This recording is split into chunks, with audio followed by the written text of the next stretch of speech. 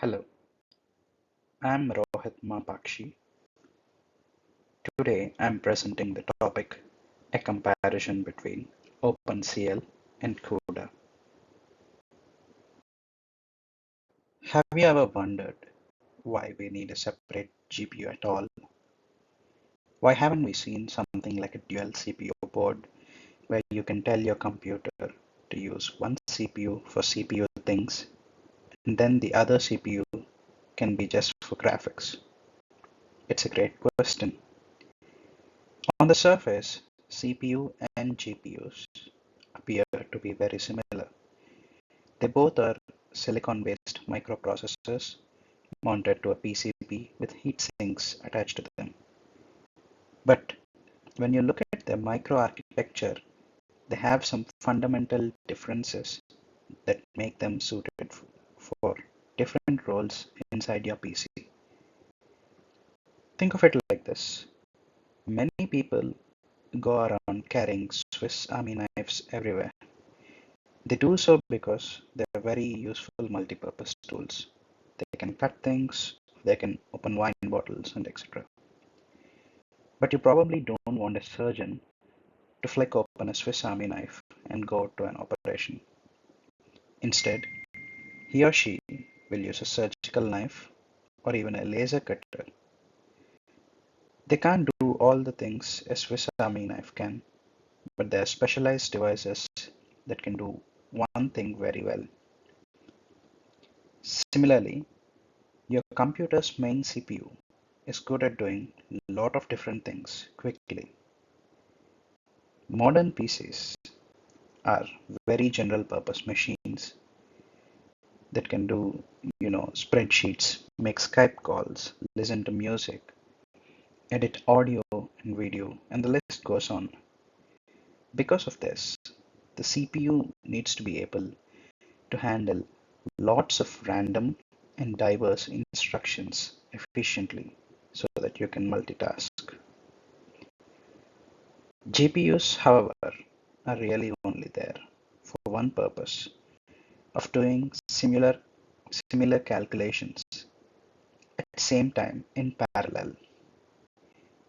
Because of this, GPUs are focused more on raw throughput than a CPU, which is designed to be more versatile. GPU architecture usually features lots and lots of identical compute units that deal with solving similar mathematical functions. The highly parallelized nature of a GPU has led to growth and popularity of general-purpose computing on graphic cards, commonly known as GPU. Developers can now take advantage of higher-end GPUs for applications besides games like Bitcoin mining or training complex machine learning models. In 2006, NVIDIA released Compute Unified Device Architecture, or in short CUDA, which allowed developers to write general-purpose applications as opposed to graphics. As every programming framework has its own methodology, there was a need to develop an open standard which can be run on any architecture, thus reducing the burden on software developers to learn multiple models. Finally, OpenCL, or Open Computing Language, was developed by the Kronos Group. This emerged as an open standard for GPU programming. This brings up the question of which programming model is better. CUDA for the ubiquitous NVIDIA GPUs, which have dominated by the GPU market for a very long time, or OpenCL, the open source alternative. So in this presentation, we will discuss the detailed implementation, similarities, and differences of both these frameworks.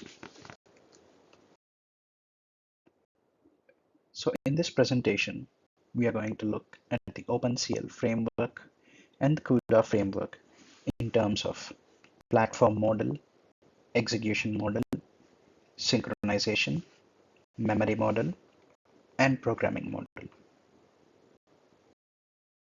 OpenCL is an industry standard parallel programming framework that provides a language, API, libraries, and a runtime system to program a heterogeneous collection of CPUs and GPUs. Before the advent of OpenCL, programmers used APIs of OpenGL or Open Graphics Library and DirectX as a proxy to run their non-graphics algorithms.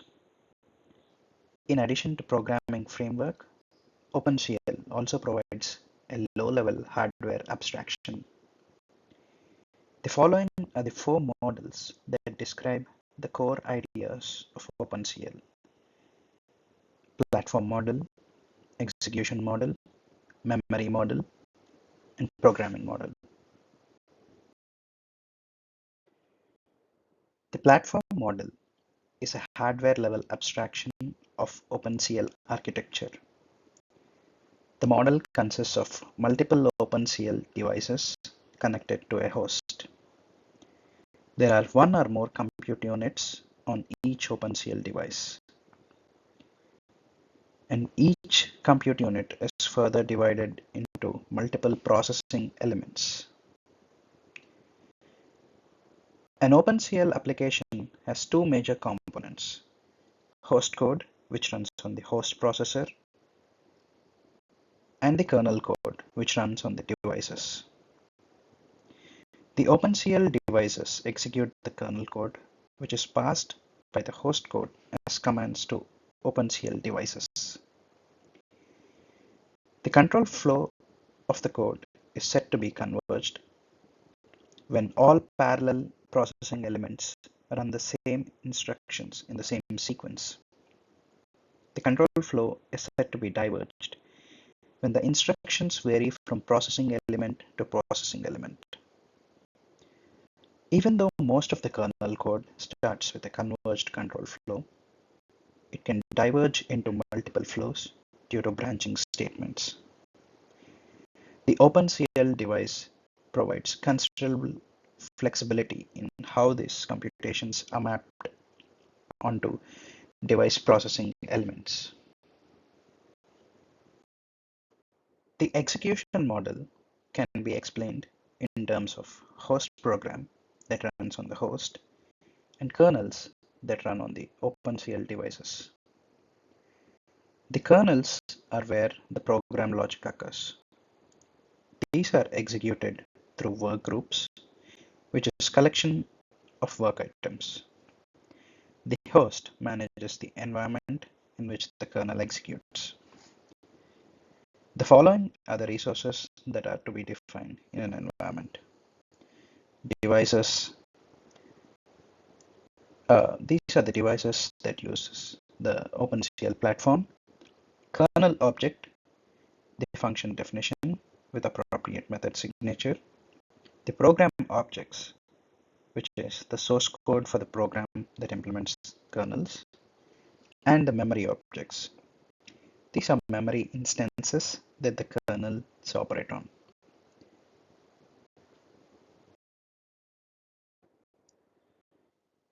Each OpenCL device has a host side command queue, where the host enqueues the commands after creating the environment. These interactions are carried through the OpenCL API.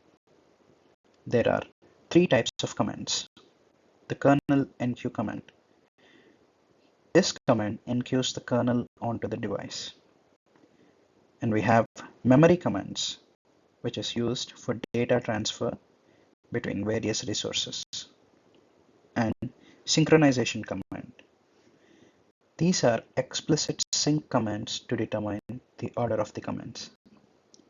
Similarly, the kernel can also enqueue commands to the device side command queue, which can result in child kernels.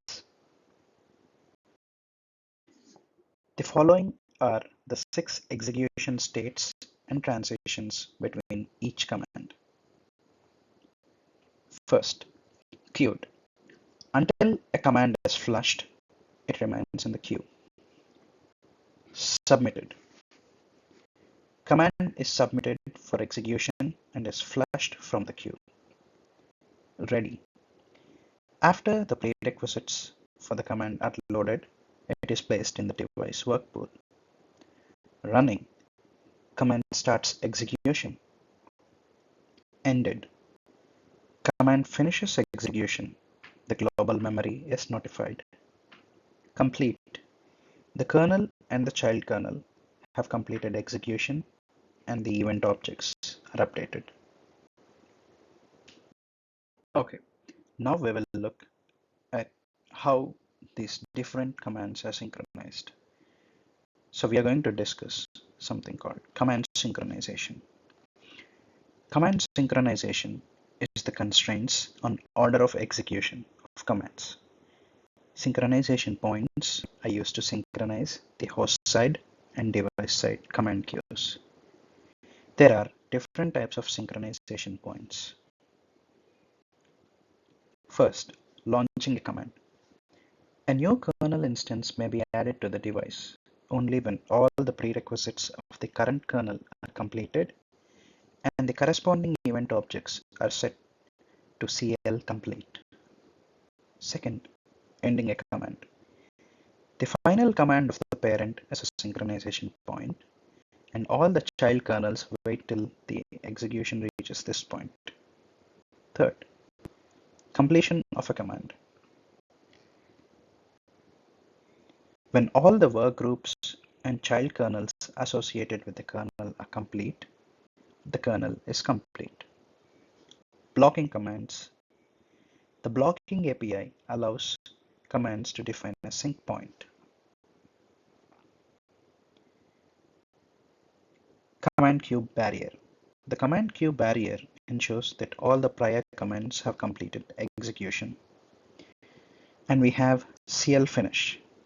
So CL finish is a synchronization point that requires all the previously enqueued commands to finish execution. Suppose if there is a synchronization point between two commands, say A and B, it is guaranteed that A happens before B, and any updates to the memory by A are available to B. Next, we are going to discuss workgroup and subgroup synchronization. Synchronization between the work items of a workgroup and work items of a subgroup are called workgroup function and subgroup function respectively. Before the execution move beyond the workgroup or a subgroup, all the work items need to finish a set of operations defined by this function and complete any reads and writes to the memory. Therefore, workgroup and subgroup function always occur in a converged flow, as we discussed. Now we are going to discuss the memory model. Multiple devices may run in parallel in a single context operating on memory objects of OpenCL. On each device, there can be multiple workgroups that may execute in parallel. The work items of a workgroup could potentially have overlapping access to the memory. The OpenCL memory uses 4 parts to define how memory is visible to different execution units mentioned above. They are memory regions, memory objects, shared virtual memory, and consistency model. Coming to the memory regions, we have the host memory region, which the host has a direct access to, and the device memory, on which the kernels on OpenCL devices operate. The device memory further consists of 4 memory regions, starting with the global memory. All work items in all work groups have read and write access to this region. Caching is also allowed based on device capabilities. Constant memory, a section of global memory that doesn't change while the kernel is running. Local memory. The work items of work group use this memory, which is exclusive to this group. Private memory. This is the private memory space for the work item. So the global memory contains memory objects which may be divided into three different classes called buffer, image, and pipe. Now let's discuss the shared virtual memory. The global memory can be thought of as a pool of memory objects rather than an address space. Shared virtual memory extends a portion of global memory into the host address space to relax this constraint. This allows work items to access the host address space. Shared virtual memory uses pointer-based data structures to do this. For platforms with hardware support for memory sharing, SVM provides efficient ways to share data. The OpenCL programming model has two APIs, the host API and kernels. The host API manages the whole system. The host is written in C, but there are libraries to write it in C++ and Python. The host has four major components: the platform, which exposes the devices in the system; the context API has provisions to group multiple compute devices and allows memory management; and the programs, which are a collection of kernels and asynchronous device calls. Because of the asynchronous nature, the host will not be blocked while devices are executing. And then we have the kernel, which has the business logic. Next, we will see a pseudocode to see how this is coded. First, in the host code, we define the platform. We get the platform IDs, device IDs, and create a context. Second, we create a command queue. Third, we define the necessary memory objects. Fourth, we create a program for the kernel. Fifth, we build the child program using the context defined earlier. Sixth, we set up the kernel. And 7, we execute the kernel by enqueuing it on the command queue. And 8th, we read the results back to the host. And this is the pseudocode for the kernel.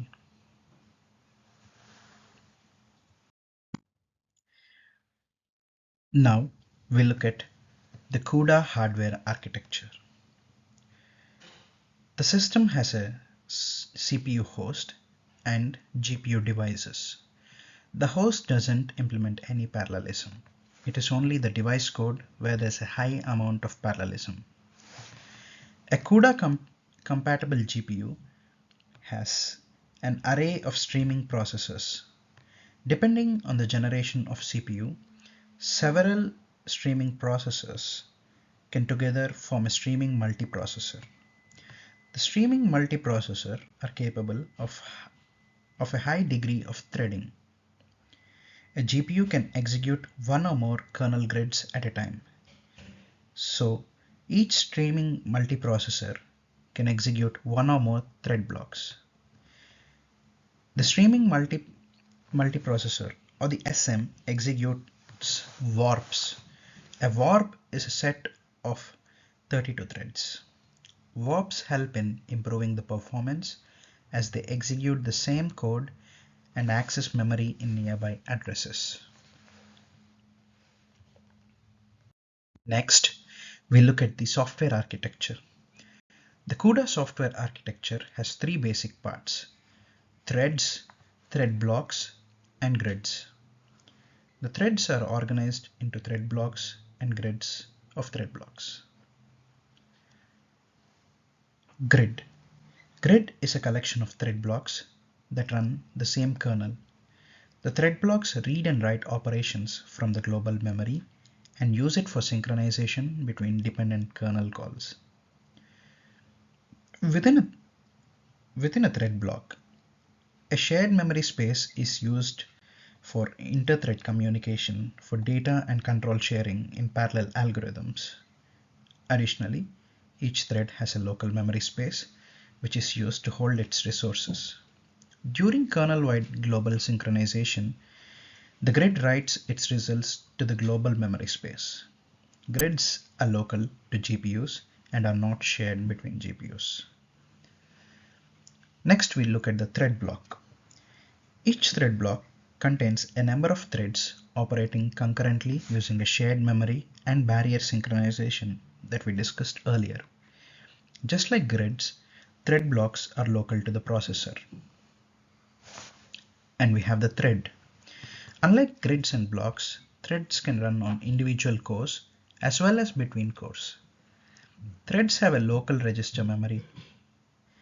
Threads have a built-in variable called thread ID, which is a three-dimensional component vector.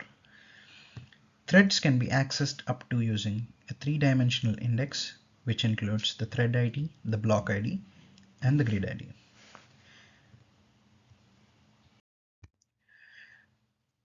Memory model. CUDA threads access data from different memory spaces as it transitions between various states of its life cycle. The following are different types of memory spaces in the CUDA architecture. So first we have global memory. The global memory is shared between all GPU kernels. It is high latency, low bandwidth, non-cached memory, which is typically 1 GB. The effectiveness of this memory depends on the memory access pattern. And we have thread private memory. So each thread has a local private memory, which is typically 16 kilobytes per thread and is not cached. And we have block shared memory. All the threads in the block access the fast on-chip shared memory, which is divided into equally sized blanks that can be accessed simultaneously. And we have something called constant memory, which is a limited size read-only memory accessed by all the threads, and typically 64 KB and cached. They are as fast as registers. And we have texture memory. This is a large cached read-only memory that can be used by the kernel when using texture feature functions. This memory is faster than the global or local memory. Parallelism and synchronization in CUDA. The CUDA parallel programming model is designed to implement parallelism easily for the programmers. There are three key abstractions: a hierarchy of thread groups, shared memories, and barrier synchronization. This minimal set of language extensions provides data parallelism, thread parallelism, and task parallelism. Programmers can use blocks to break down the problem into subproblems and each subproblem into smaller pieces using the threads within the block. For barrier synchronization, the method _sync_threads is used to block all the threads in the block until all the threads reach the position it was called. This ensures that all the threads start their next phase only when they have finished the previous phase, up until the location where the method was called. However, the programmer must be very careful while using this method, especially when using conditional code.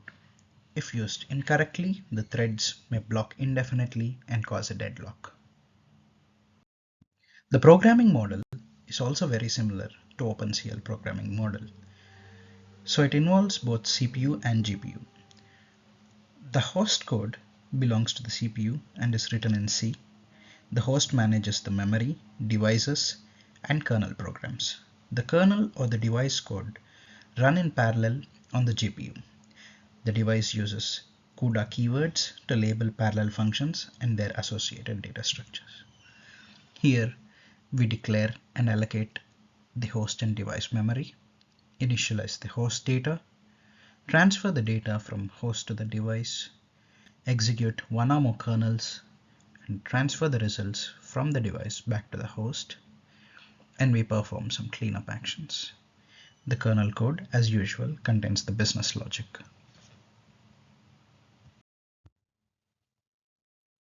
For the most part, OpenCL and CUDA are very similar in their core ideas. They have similar platform models, memory models, execution models, and program models. The differences in the programming model or optimization in native kernels or compilers or runtime differences are very few. The performance gap because of these differences can be bridged by adopting good coding standards which is relevant to the framework. Typically, both the systems contains a host which runs on the CPU and one-to-many massively parallel processors which run on the GPU. These frameworks share similar syntax, keywords, and built-in features. So it is straightforward to translate between both the frameworks. So finally, the selection of framework over the other comes down to factors like the target hardware architecture and portability to other platforms. Thank you.